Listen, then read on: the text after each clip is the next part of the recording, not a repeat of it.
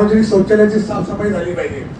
दुसरीकडे दुसऱ्या ठेकेदारांची टक्केवारी घेऊन बिलं काढले जात आहे, परंतु बाहेर देशामध्ये काम करत असलेल्या गोरगरिबांना, आता आमचे पोर आहेत त्यांना कोणत्याही प्रकारचं मानधन दिलं गेलं नाही. सफाई कर्मचाऱ्यांचे आतापर्यंतची जे देणी आहे ते 50% पर्यंत दिली, जे 100% द्यायला पाहिजे होती.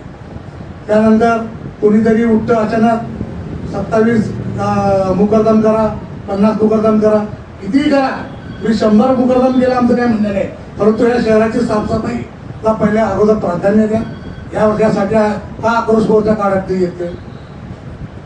तर हे जे सर्व थोटांड आहे हे काहीतरी यांना स्वतः बैठका चालवायच्या नाहीये.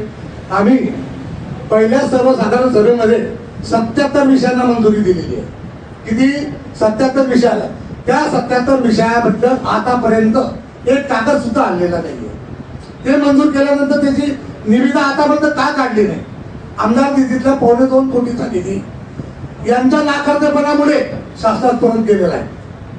आतापर्यंत त्यांनी ना हरकत त्याबाबत दिलेली नाहीये.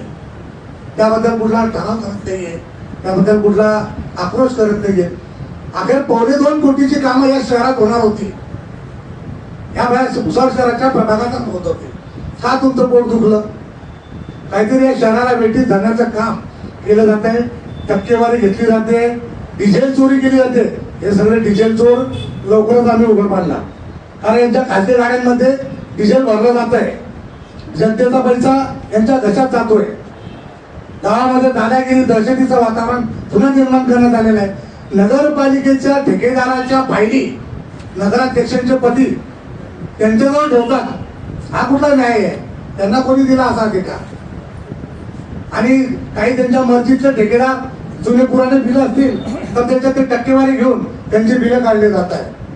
हे संपूर्ण शहराला आम्ही दाखवून देणार आहोत.